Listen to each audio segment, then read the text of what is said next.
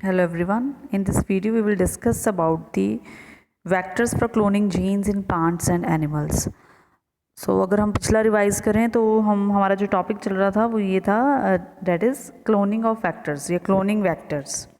ठीक है, जिसमें हम ये देख रहे थे वैक्टर्स हमें पता है कि जो हमारा रिकॉम्बिनेंट डीएनए को जो हमारी डिज़ायर्ड जीन है उसे होस्ट तक पहुंचाने के लिए वैक्टर्स का यूज़ किया जाता है।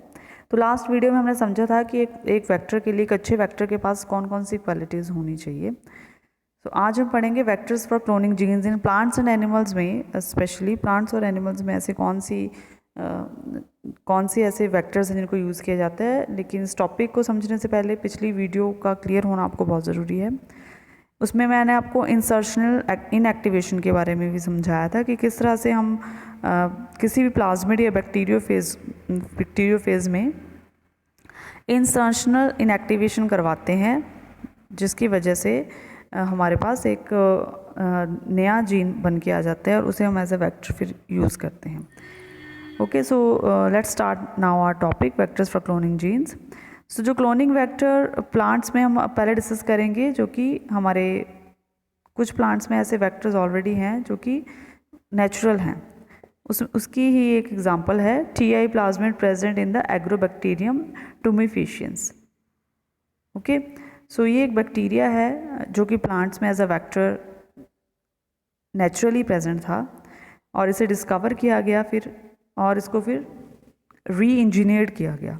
ठीक है जी, इसमें पहले से ही एक टीडीएनए होता है, आपको दिख रहा होगा ट्रांसफर डीएनए, जो कि प्लांट में इन्फेक्शंस क्रिएट करवाता था।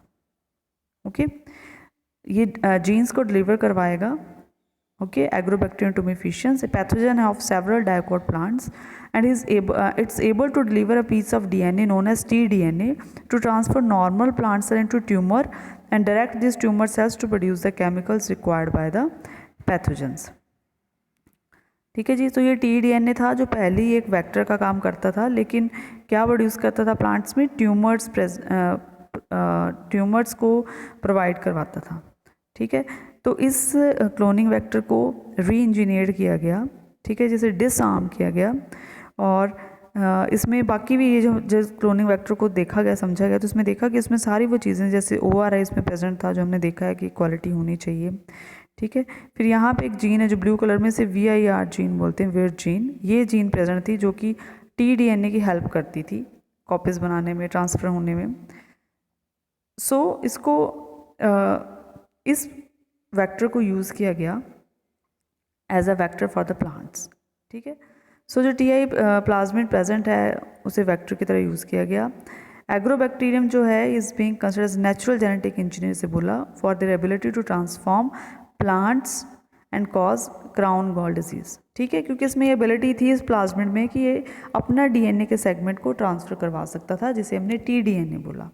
ओके, सो ये हमारे पास पूरा डायग्राम। ठीक है जी, और इस वेक्टर की क्वालिटीज़ हम देख लेते हैं पहले। सो ये एक लार्ज साइज्ड प्लाज्मिड है जो कि काफ़ी ज़्यादा kilo base pair, 200 kilo base pair तक के जो हमारे वेक्टर्स हैं उनको ट्रांसफ़र करवा सकता है। It has a defined DNA segment called T-DNA, जो हमने पढ़ लिया है कि इसके पास एक डिफाइंड टीडीएनए है। ठीक है जी, जो कि ट्रांसफ़र करने में हेल्प करता है। वर्ड जीन इसमें प्रेजेंट होती है, रिस्पॉन्सिबल होती है फॉर ट्रांसफॉर्मेशन ऑफ डीएनए। और इसी में जो ये हमारा टीडीएनए है, जो जैसे कि हमने पिछला टॉपिक पढ़ा था, जिसे हम इंसर्शनल इनएक्टिवेशन बोलते हैं, इसी में हम फॉरेन जीन को इंसर्ट कर सकते थे।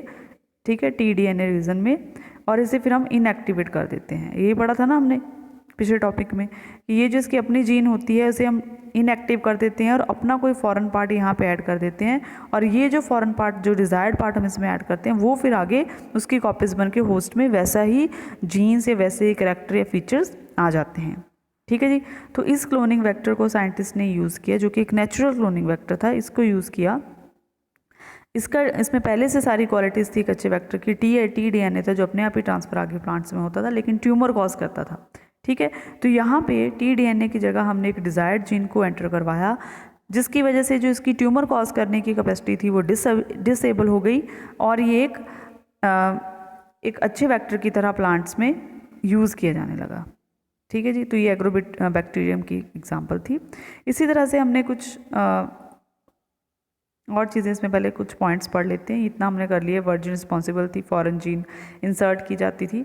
The recombined vector is now pass into plasmid, ठीक है। जब हमने उसमें यहाँ tDNA में ट्रांसफ़र करवा दिया तो उसे फिर प्लाज्मिड में डाला जाता था और is allowed to infect the plant, फिर उसे प्लांट्स को इन्फेक्ट करने के लिए अलाउ कर दिया जाता था, क्योंकि अब इन्फेक्शन तो होना नहीं था, जो डिज़ायर्ड करैक्टर हमने डाला था वो उसमें आना था, ठीक है।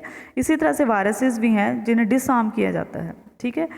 डिसआर्म मतलब जो उसके हार्मफुल क्वालिटीज़ थी उसको ख़त्म कर दिया गया, उसे री इंजीनियर किया गया और एज अ वेक्टर फिर हम उसे यूज़ करने लगे, ठीक है जी। तो एग्जांपल देख लेते हैं। इसमें बैक्टीरियोफेज लैम्डा-1 वायरस आता है जो कि clones used as a clone for introducing alien genes into the alien genes into the bacteria, ठीक है। तो बैक्टीरियोफेज था जिसे हमने पहले पढ़ा है कि प्लाज्मिड्स और बैक्टीरियोफेज को हम यूज़ करते हैं, ठीक है जी। तो इसे एज अ क्लोन का मतलब होता है कॉपीज़ बनाई, ठीक है। इसे हम यूज़ करते थे एलियन जीन को इंट्रोड्यूस करवाने में। मेजॉरिटी ऑफ प्लांट वायरसेस, लेकिन मैक्सिमम प्लांट जो वायरसेस हैं उनमें RNA जीनोम होता है। हमें पता है कि जो DNA जीनोम है वो ज़्यादा बेटर होता है, ठीक है जी। So RNA viruses are not useful as a potential vector. DNA viruses may be used by introducing alien DNA and it to become harmless. तो तरीका वही रहेगा कि इसे हार्मलेस कैसे बनाया, वैसे ही कि उसका जो tDNA पार्ट होगा, जो ट्रांसफ़र पार्ट होगा, उसमें हमने अपना डिज़ायर्ड पार्ट एंटर करवा दिया और इसे डिसआर्म बना दिया, ठीक है जी। कॉस्मिड देख लेते हैं अभी क्या है। ये आपकी कुछ ऐसी बातें जो अपने माइंड में रखेंगे फॉर दी जो एंट्रेंस एग्जाम्स आपके आते हैं उनके लिए। कॉस्मिड्स, एक प्लाज्मिड हमें पता है एक्स्ट्रा क्रोमोसोम मटेरियल। कॉस्मिड हम देख लेते हैं। कॉस्मिड क्या है? Cos site of lambda phase DNA plus plasmid, ठीक है जी। क्योंकि प्लाज्मिड एक्स्ट्रा क्रोमोसोमल पार्ट था, अब कॉस्मिड क्या हो गया कि एक स्पेशल बैक्टीरियोफेज है लैम्ब्डा फेज, ठीक है। उस DNA की जो कॉस साइट है प्लस जब हम उसके साथ प्लाज्मिड को जोड़ देते हैं तो वो कॉस्मिड बन गया, ठीक है। प्लाज्मिड तो देखो चाहिए तभी वो अपनी क्लोनिंग कर पाएगा वहाँ पे। So it is useful to carry large DNA insert that is 30 to 45 kb instead of 1 to 5 kb in plasmid. अब इनकी खासियत ये थी कि ये लार्ज DNA सेगमेंट को या लार्ज जीन को इंसर्ट कर सकते थे। नेक्स्ट हमारे पास आता है आर्टिफिशियल क्रोमोसोम्स, इन्हें भी आप याद रखेंगे। तो बैक्टीरियल आर्टिफिशियल क्रोमोसोम्स हैं पहले जो बनाए गए हैं, ठीक है जी, जिसमें they are maintain in E coli as a large single copy plasmid. E coli में ही वो रहते हैं हमेशा, ठीक है, उनके साथ। And it contain large insert capacity, इनमें भी बहुत ज़्यादा इंसर्टिंग कैपेसिटी हमने पढ़ा, अभी 15 से 20 तक थी। अभी इसकी जो है वो आर्टिफिशियली बनाया गया है तो उसमें 50 to 300 kb तक है।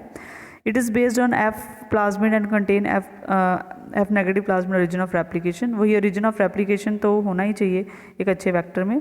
It have chloramphenicol as selectable marker. ये सिर्फ अपने बातें अपने माइंड में रखनी है, क्योंकि सेलेक्टेबल मार्कर हमने पढ़ा था ना PBR 32 में, टेट्रासिलिन और एम्पिसिलिन था, उसी तरह से इसमें भी सेलेक्टेबल मार्कर जिसका नाम है क्लोरिन फेनिकल, ठीक है। ये बातें कुछ एक्स्ट्रा बातें जो आपको करवाई जा रही हैं just for your entrance exams, okay. Next हमारे पास आते हैं ईस्ट, ये एक्सिया की डेफिनेशन आ गई। ईस्ट आर्टिफिशियल क्रोमोसोम्स, और हमारे पास मैमिलियन आर्टिफिशियल क्रोमोसोम्स भी है, ह्यूमन आर्टिफिशियल क्रोमोसोम्स भी है।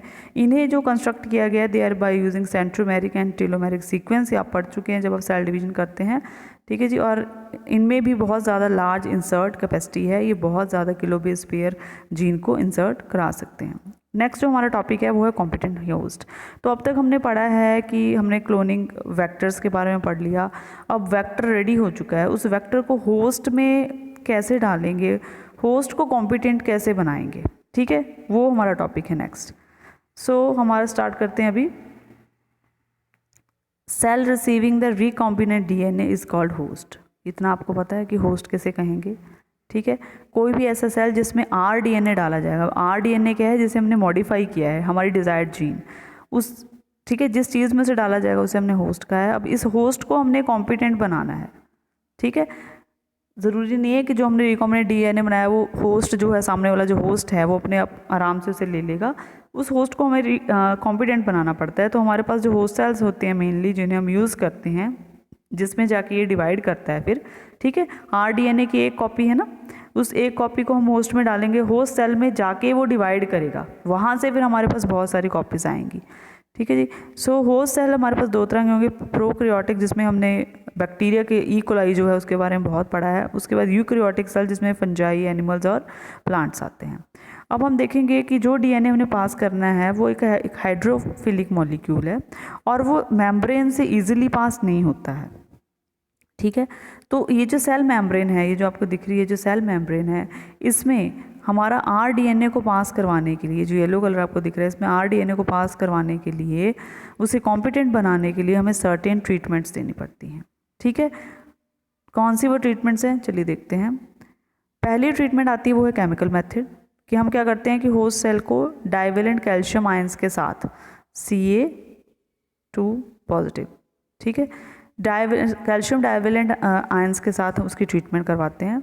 उसका एक ही मकसद होता है कि जो आरडीएनए है उसकी एंट्री के चांसेस होस्ट में इंक्रीज करवाए जाएं, ठीक है जी। पहले केमिकल मेथड ये हुआ, फिर उन सेल्स की इंक्यूबेशन होती है आइस के ऊपर, फिर रिकॉम्बिनेंट डीएनए को ऐड किया जाता है, अगेन उसे आइस के ऊपर ट्रांसफ़र किया जाता है, फिर अगेन उसे 42 डिग्री सेल्सियस हॉट टेम्परेचर दिया जाता है।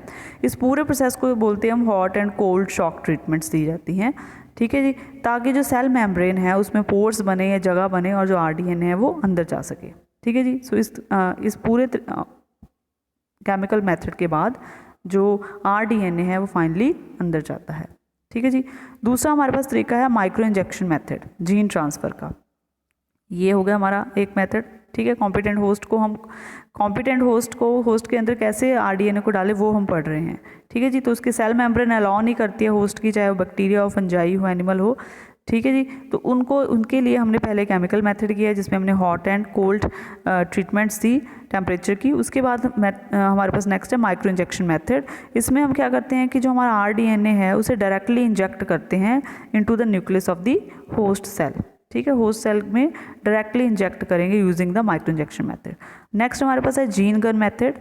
जीन गन मेथड हमारे पास क्या है, जीन गन मेथड में हम देखेंगे कि उसे हम बायोलिस्टिक टेक्निक भी कहते हैं, also known as biolistic technique.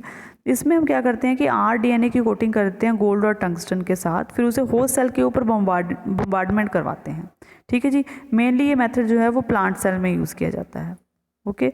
तो एक मेथड हमारा ये हो गया जीन गन। नेक्स्ट हमारे पास है इलेक्ट्रोपोरेशन मेथड। इसमें हम क्या करते हैं कि सेल मेम्ब्रेन की परमिबिलिटी को इंक्रीज़ करने के लिए वही अगेन हम उसे एक सूटेबल वोल्टेज या टेम्परेचर एक शॉक ट्रीटमेंट देते हैं ताकि उसकी परमिबिलिटी लेवल बढ़े, परमिएबल हो जाए सेल आरडीएनए के लिए, ठीक है जी। तो यहाँ पे कुछ डायग्राम्स भी हैं, मैं आपको समझाने की कोशिश करती हूँ, ठीक है जी। जैसे ये है हमारे पास माइक्रो इंजेक्शन का पहले यूज़ किया जा रहा है सेल में डायरेक्टली, ठीक है।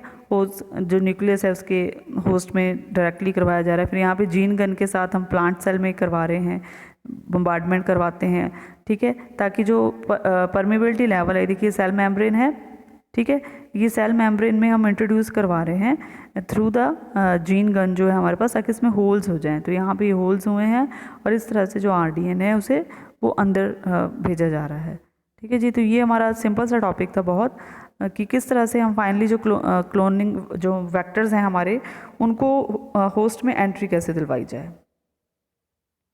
आई होप कि आपको ये समझ आया हो।